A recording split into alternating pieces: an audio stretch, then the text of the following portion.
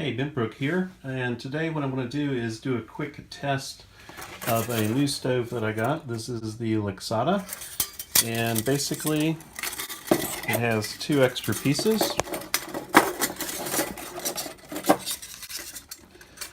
that fit in slots in the side.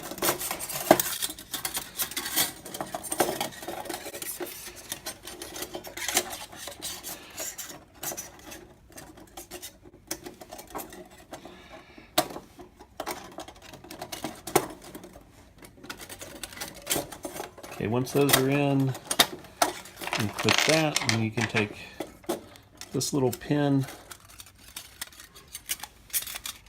and wiggle it down until you have your stove. So that ring in there, as you can see, is designed to hold a Trangia.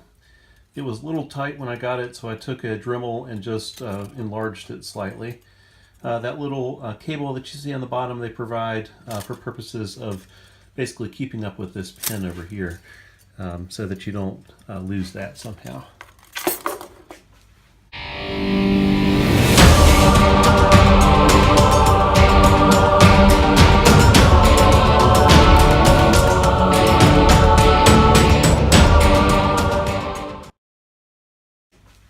Okay, so there's the Lixada. Here's my Trangia, and it just sits on top like so.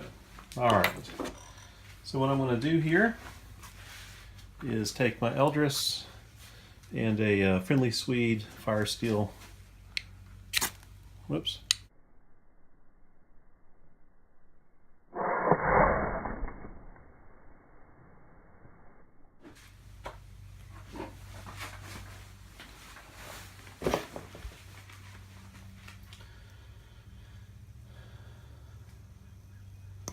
Okay. My pot today is my Snow Peak Mini Solo pot, and I'm just going to put that on top and see how long it takes to get this going.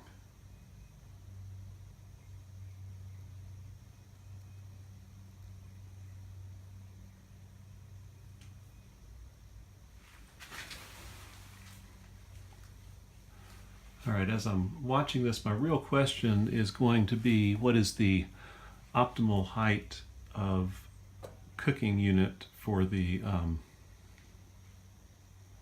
Trangia? Is this set up so that it's the optimal height for it?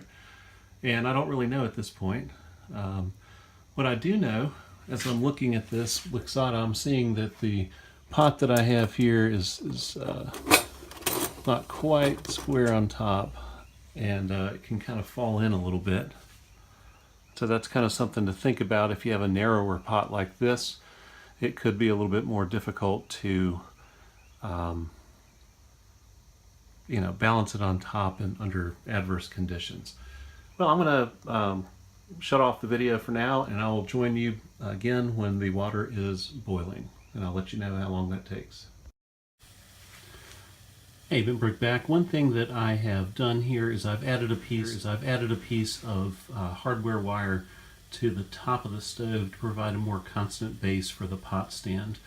What I was finding was the Lixada is a little bit flexible, loose joints in terms of the pins that hold it together, and consequently it sort of shifts around a little bit as you put your pot back on or take it off. Excuse me. So I want to experiment with a little hardware wire here and see how this works as a screen. It's definitely more stable almost immediately, and so I think what I may do is cut this piece down so it's just larger than the top of the stove, and therefore would fit into the package very nicely. I'm zooming in a little bit. You can see the flame here. You can also see how that one piece of the stove has kind of bent as a consequence of the flame.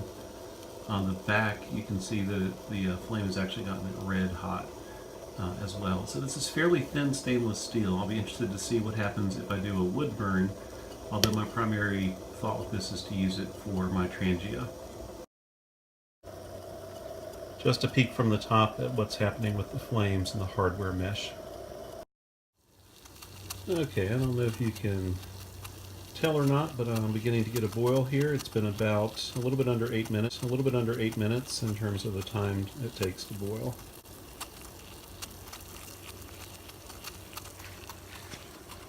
So is that the optimal height? I don't know. Does it work? It does work. I think with the hardware mesh, I think that is definitely a benefit.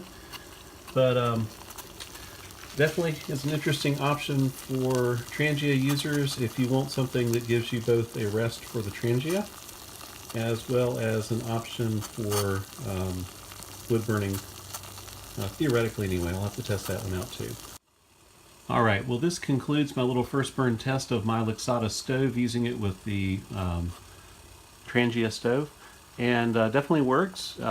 Nothing staggering in terms of time. It doesn't like radically increase the performance of my stove. I don't think I have a huge increase over, for example, putting my little ultralight titanium cross stand, Evernew I believe is the maker of that, on top of the Trangia, even though that's designed for the Evernew stove.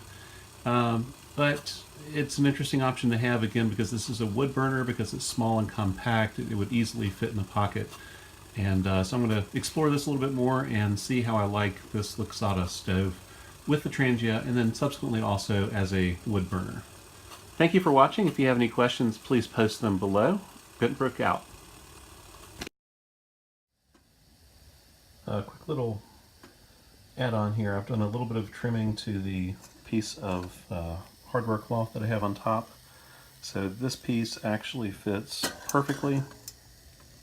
It gives me a stable pot stand on the Lixada, and it is about the same size as the mesh bag, or not the mesh bag, but the nylon bag that holds the entire stove. So I think that's going to work as my fix for the instability of the top with a relatively small pot on this particular stove.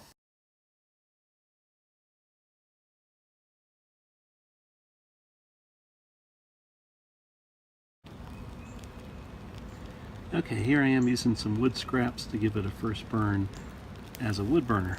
And you'll notice that the wood scraps are kind of falling out the front.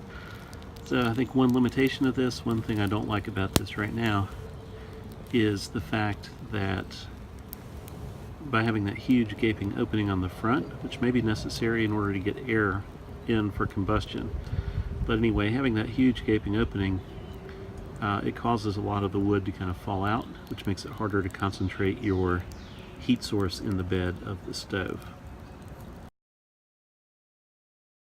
Okay, that concludes my tests of the Lixada stove. It cost about $10 on Amazon, and it looks like a very promising stove at this point. I don't know how it will hold up long term. I suspect that temperatures may cause the steel to warp gradually, but given the weight and given the size and given the seeming versatility of this, it really looks like an intriguing option for those who want to use it for Trangia, or failing that, if they need to use it for wood as well, with maybe a slight modification of some hardware mesh for the top. If you have any questions, please post those in the comment section below. I'll be glad to answer them. Thank you for watching. Bentbrook out.